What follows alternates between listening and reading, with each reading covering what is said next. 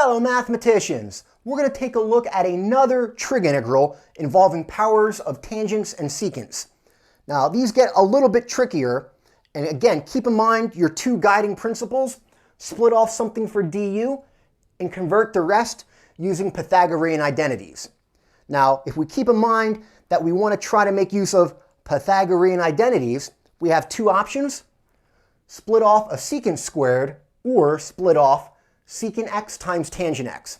Think about what you would want to split off that might leave you with even powers to convert later using Pythagorean identities. And here, since we have tangent cubed and secant to the 7th, it looks like we can split off one factor of each, leaving us with even powers. So let's go ahead and do that. We're going to split off secant x tangent x. That's going to leave me with tangent squared. We're going to split off one factor of secant. That's going to leave me with secant to the 6th power. And again, we split off secant x and tangent x. So let me write that as secant x times tangent x dx. All right, now the factors you split off, you're saving those for your differential, du.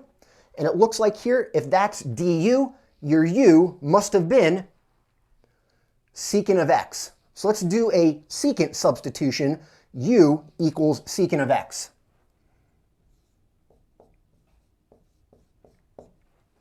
All right, calculate your differential. It's going to be exactly secant x times tangent x dx. So that's nice. That's going to convert easily to du. All right, we can convert using our substitution. Secant to the 6th power of x, that converts to u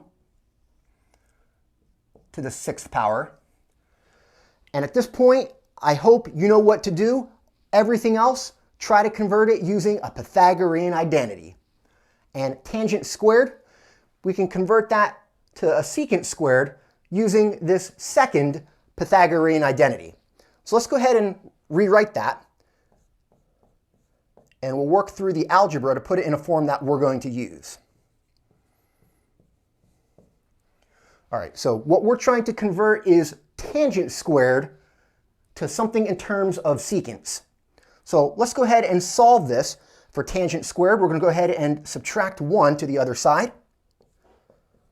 So we'll say tangent squared of x equals secant squared of x minus 1. And it looks like that's all we need. We can use our substitution to convert tangent squared in terms of secants. And using our substitution, looks like this converts to u squared. Secant squared becomes u squared minus 1. All right, and we just plug that in here. That converts to u squared minus 1. And we should have a fairly straightforward integral once we convert from x to u. Typically, you end up with powers of u. And if we convert, we have, in parentheses, u squared minus 1. And then times u to the 6th. And that's du. All right, just go ahead and distribute here. And be careful with your powers. Looks like you're going to get u to the 8th minus u to the 6th. And that should be very straightforward with the power rule here to get your antiderivatives, which would come out to 1 over 9 times u to the 9th, and then minus 1/7 times u to the 7th. And last step, you're already anticipating it. Substitute back u as your substitution, which we used here, u as secant of x. So we get for our antiderivative 1 over 9 times secant to the 9th power minus 1 over 7 times secant to the 7th power of x. All right, this is a very standard problem for a Calc 2 course. Powers of secants and tangents.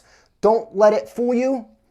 Go through a lot of these to make sure you get it down. Again, your basic guiding and unifying principles for all trig integrals: split off something for du, convert the rest of the factors or terms using Pythagorean identities.